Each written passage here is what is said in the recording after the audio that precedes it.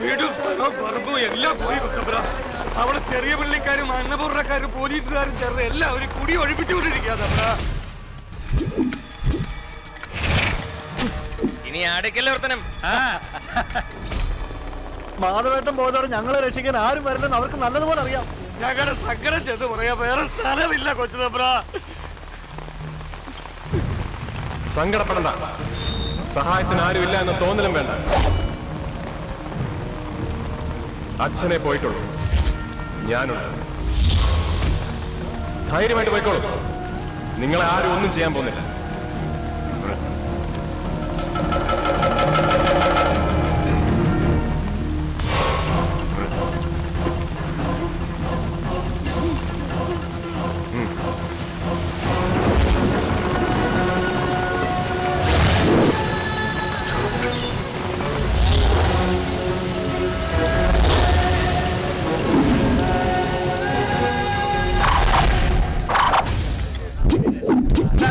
കിട്ടിയതൊന്നും പോരെ, ഈ അതിർത്തി കിടന്നാലേ കടക്കുന്നതിന്റെ കാലിയങ്ങൾ വിട്ടു.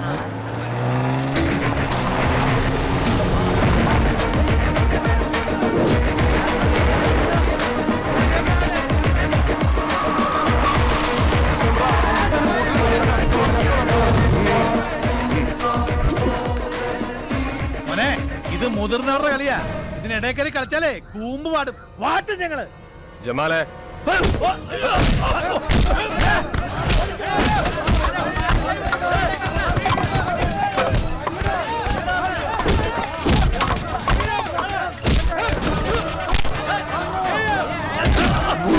കളികൾ കുട്ടികൾക്കുള്ളതാണ്. മുതിർന്നവർക്ക് കാര്യമാകണം പ്രധാനം. മൂത്ത് നരച്ചിട്ടും കളിക്കാൻ തോന്നുന്നുണ്ടെങ്കിൽ അതൊരു തരം രോഗമാണ്. അതിന് ചികിത്സയില്ല മുകുന്ദ, ശിക്ഷയുള്ളൂ. ശിക്ഷ. ഈ നിൽക്കുന്നത് എന്റെ അച്ഛന്റെ പ്രജകളാണ്. എന്ന് വെച്ചാൽ എന്റെ പ്രജകൾ. ഇവരെ കുടിയൊഴിപ്പിക്കാൻ ശ്രമിക്കുന്നത് ആരാണെങ്കിലും അവരെ കൊന്ന് കുഴിച്ചു മൂടും ഞാൻ. കാതറ, ഇത് നാളികേരം പൊതിക്കാനും വിറക് വെട്ടാനും മാത്രമല്ല, അന്യായം കാണിക്കുന്നവരുടെ തല കൊയ്യാൻ ഉപയോഗിക്കണം. എങ്കിലേ ഈ നാട്ടിൽ നിങ്ങൾക്കൊക്കെ നീതി കിട്ടൂ. വാടാ. നീ കരുതണ്ട, അച്ഛനെ പോലെ പെടുമരണം അത് തന്നെയാവും നിന്റെയും ഗതി. കൊല്ലും കൊല്ലും നിന്നെ ഞാൻ.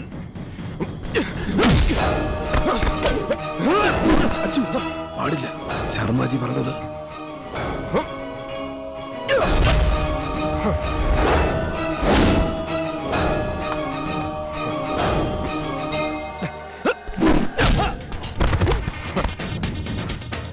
ഇനി പോ.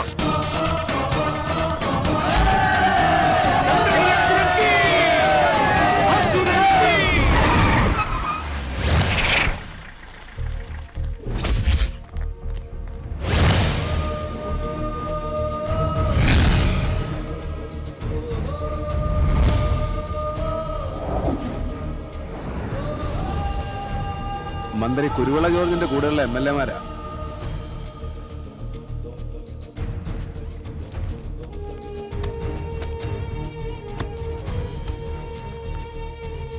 $3 കോടിയുണ്ട്.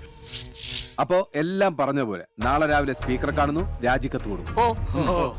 രാജി മാത്രമല്ല, മോന് വേണ്ടി ഞങ്ങൾ പ്രധാന വാർത്തകൾ. 3 ഭരണകക്ഷി MLA-മാർ രാജിവെച്ചു.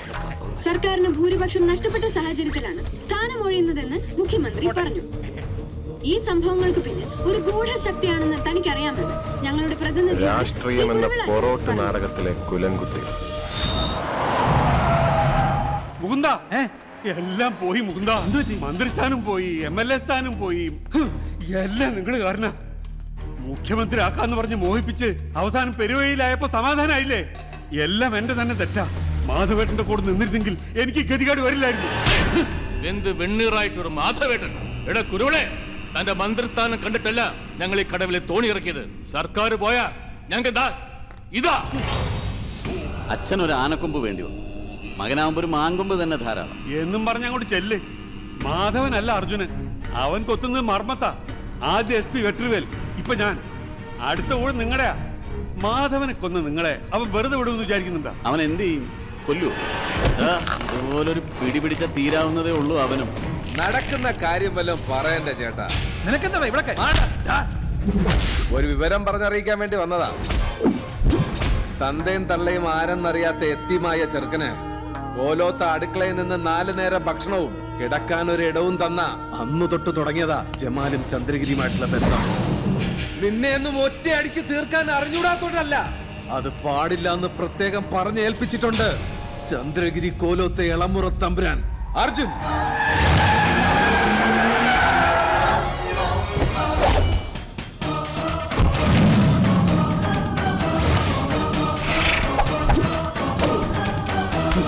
അല്പന്മാരുടെ പണത്തിന് മുമ്പിൽ സ്വന്തം നില മറന്നപ്പോ കുരുവിള ഓർത്തില്ല അതേ പണം സ്വന്തം അടിവേര് മുറിയാൻ കാരണമാകുമെന്ന്. അർത്ഥം തരുന്നവന്റെ ആസനം ചുമക്കുന്ന നാണക്കേടിന്റെ പേരല്ല കുരുവിളെ രാഷ്ട്രീയം. അതിലൊരു ആദർശമുണ്ട്, നേരിന്റെയും നെറിയുടെയും ഗന്ധമുണ്ട്. അത് മനസ്സിലാക്കണമെങ്കിൽ ദാ ഇതിലെ അക്കമല്ല വ്യക്തി. ഈ വ്യക്തിയെ ആരാധിക്കണം, ഉരുവിട്ട് പഠിച്ച് മനഃപ്പാടമാക്കണം. ഞാൻ തുടങ്ങിയിട്ടേ ഉള്ളൂ. എന്റെ അച്ഛന്റെ മരണത്തിന് ഉത്തരവാദികളായ ഓരോരുത്തരെയും ശിക്ഷിച്ചിരിക്കും ഞാൻ. ഹിംസയുടെ ഉപാസകർക്ക് ശിക്ഷ മരണം. വീണിരിക്കും.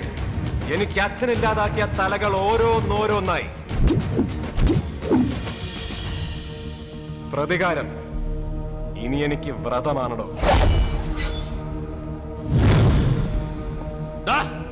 ആന വാ തുറക്കുന്നത് കണ്ട് നീ വാ തുറക്കരുത്. മാധവനെ കഴിയാത്തതാണോ ഇത്തിരി പോന്ന നീ ചെയ്യാൻ പോകുന്നത്? പണം പറഞ്ഞ് ഇയാളുടെ പണി കളയാൻ നിനക്ക് പറ്റും, പക്ഷെ അന്നപൂർണ വിയർക്കും നീ ഒരുപാട്. അതേടാ, നിന്റെ അച്ഛനെ കൊന്നതാ, വേറെ ആരുമല്ല, ഞങ്ങൾ തന്നെ അത് ചെയ്തു. നിനക്ക് എന്താ ചെയ്യാൻ പറ്റുന്ന ചച്ചേ മോനെ? കുരുവിളയെ പോലെ തണ്ടലിന് ബലമില്ലാത്തവരൊന്നും അല്ല ഞങ്ങള്, കേട്ടോ. നിന്റെ അഹങ്കാരം, അതിന് കൊടി പിടിക്കാൻ പണം കൊണ്ട് നീ കെട്ടി ഉയർത്തിയ അസ്ഥിവാരം എല്ലാം തകർക്കാൻ തുടങ്ങാനില്ല. ബെല്ലാരിയിലേക്കുള്ള മടക്കയാത്രയ്ക്ക് പണമില്ലാതെ പൊരി വെയിലത്ത് പച്ചയ്ക്ക് നിർത്തും. ചന്ദ്രഗിരിയിൽ അർജുനനാണ് പറയുന്നത്. വധിച്ചിരിക്കും നിന്നെ ഞാൻ.